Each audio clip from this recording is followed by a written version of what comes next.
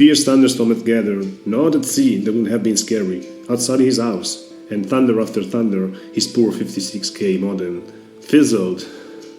Connection lost.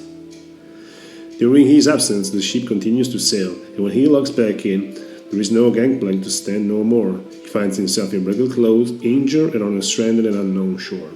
From now on, he would refer to himself as Captain Conlost. Captain Conlost realizes he is alone, and not on the mainland, but on an unknown island. Only sea in all directions. Separated from his boat, he needs to find a way to get back to the mainland, to his friend, to his family, to his wife, to his dog.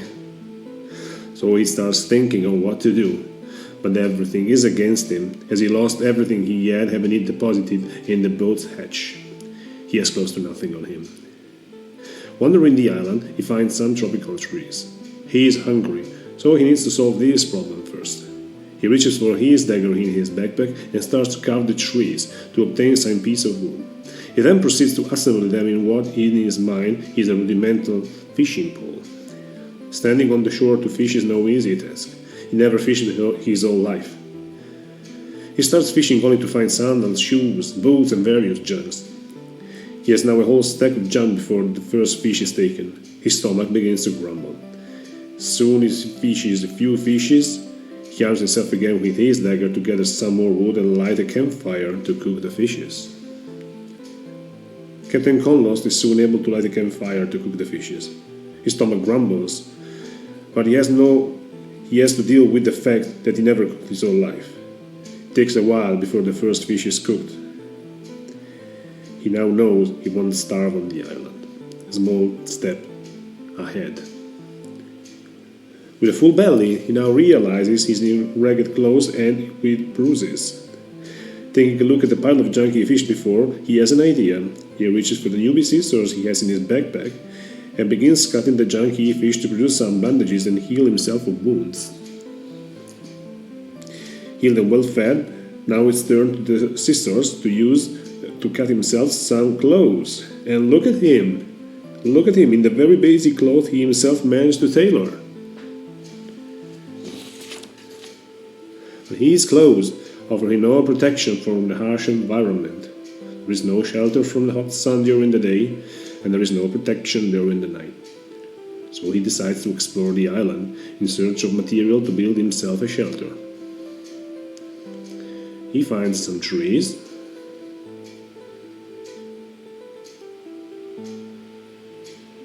and he finds a small rocky mountain and various peaceful monkeys on the island. So he has an idea.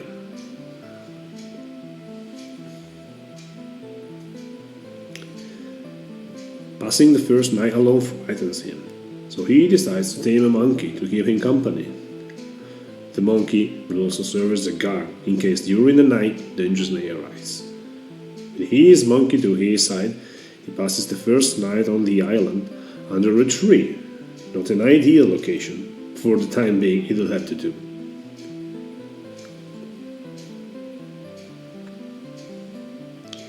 In the morning, he decides to explore more, only to find an empty bottle and a piece of parchment on the shore. He has an idea.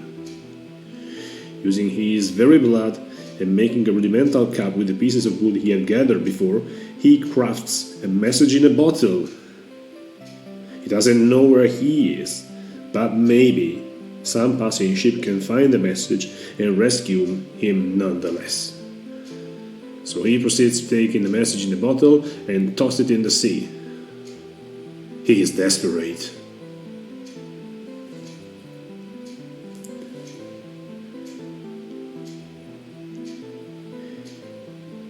A few days have passed, and walking on the shore, Captain Conlost finds something. He proceeds towards it. He finds a message in a bottle. Eager to know what's inside, he opens it only to find that the message in the bottle is in fact his message in the bottle. There is no way he can be saved. He needs to do something. He won't get help from others. So using his bare hands at the nearby mountain, he provides himself with some iron ore. Captain Conlost realized that they can use a campfire as a rudimentary forge.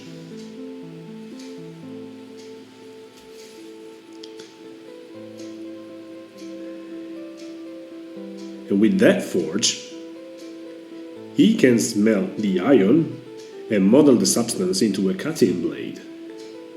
Attaching it to a branch of wood, Captain Conlost has now constructed an axe.